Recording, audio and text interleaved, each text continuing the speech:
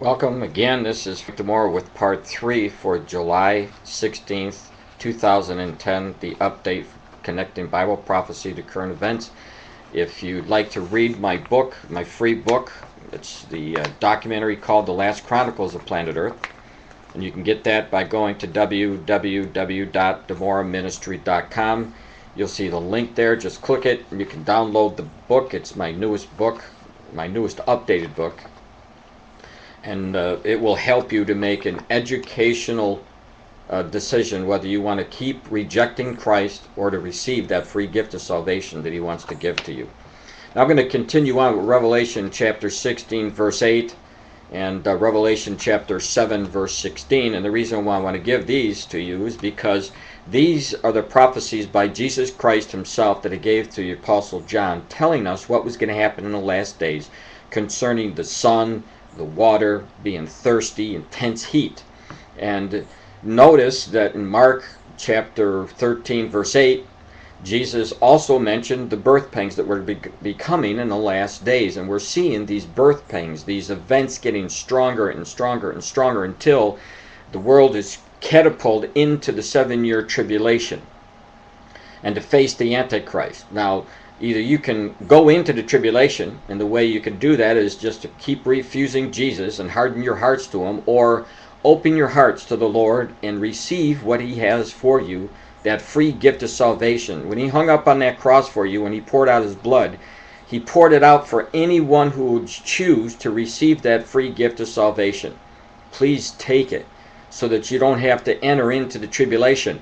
You can't blame anybody but yourself, because you have the choice whether to keep yourself out of the tribulation or to cast yourself into the tribulation. And don't let your disbelief or Satan get into your mind thinking that this is all garbage, that Jesus isn't real, it's not, the world's not going to end. That's exactly the same kind of attitude that they had during Noah's generation when they didn't believe what Noah was saying, and look what happened. And many of you still won't even believe that there was a flood that covered. But now with this increased knowledge, we're starting to get all the information. It shows that this is exactly what happened.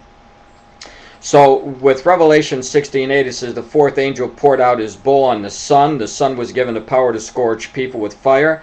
Revelation 7 verse 16, it says, never again will they hunger, never again will they thirst. The sun will not beat on them, nor any scorching heat. And so we see that there's going to be the sun. It's going to be intense. It's going to scorch people, and it's going to cause a lot of problems. Now, link those other prophecies, for example, in Mark 13:8, where Jesus said, nation will fight against nation, kingdom against kingdom. There will be pestilence and famines. Now, famines are often caused by drought. Drought is caused by extreme weather, heat, intense heat.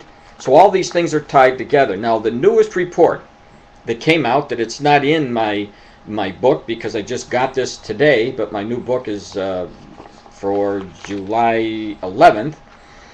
This is a new article that came out by the NOAA, which is a government institution that tells us about the weather. It says last month was the hottest June on record, raising urgency of passing climate legislation, says the WWF.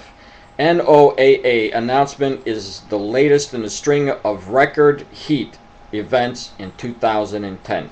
Now, when you go into my book, in chapter 5, I give an outline of dates, dating, you'll see it, although it's a timeline that shows you what's happened in the past, and each year that I've been writing, warning you that things to come, and you're going to start seeing a pattern develop that each year things are getting worse and worse, and America, the rest of the world, is heating up. This is what they're saying today with a new report. Washington, out of Washington, July 15th, with the U.S. Senate back from recess, preparing to take up a climate and clean energy bill. The National Ocean and Atmospheric Administration today announced that last month was the hottest June in record history. Are you paying attention? The birth pains, it's here. The record, the latest in the string of climate extremes this year, climate extremes, I'm going to point that out again, underscores the urgency of passing a climate bill that limits the fossil fuel pollution that is causing the Earth's climate to change in dangerous and costly ways, said the World Wildlife Fund officials. Now, when you go to my website, you can look. There'll be a link there that will take you directly to the NOAA report. Please read it yourself, and it's happening. Now, I suggest there's a picture, when you scroll down, there's a picture of a man in an asbestos suit. And if you choose to not accept Jesus Christ as your Savior, it may be a good idea. I'm going to put this up here. See that little man right there? He's got an asbestos suit on. Now, if you don't choose to receive Jesus as your Savior, I would get your money and buy one of those suits, because you're going to need it. Because if you think the temperatures are hot now, wait until you see what happens next year and the year after that, and then what you see what happens when you're in the 7-year tribulation, because it will be during this tribulation that all of these signs are going to reach their maximum intensity, the birth pangs that Christ talked about. We're seeing these things now, but every year they're getting worse, they're getting stronger, and it's getting hotter. So you might want to buy one of those if you plan on not receiving Jesus, because you're going to need one when you go in to the 7-year tribulation to avoid some of this intense heat that's coming.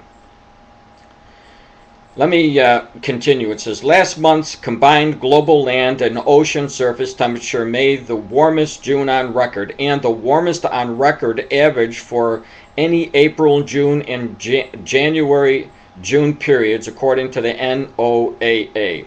Worldwide average land surface temperature was the warmest on record for June and the April-June period, and the second warmest on record for the year-to-date January to June period, behind 2007. So we're getting closer. 2007 it was hot. Now it's even hotter in 2010. The monthly analysts from NOAA National Climate Data Center, which is based on records backing as far as the 1880s, it says, is part of the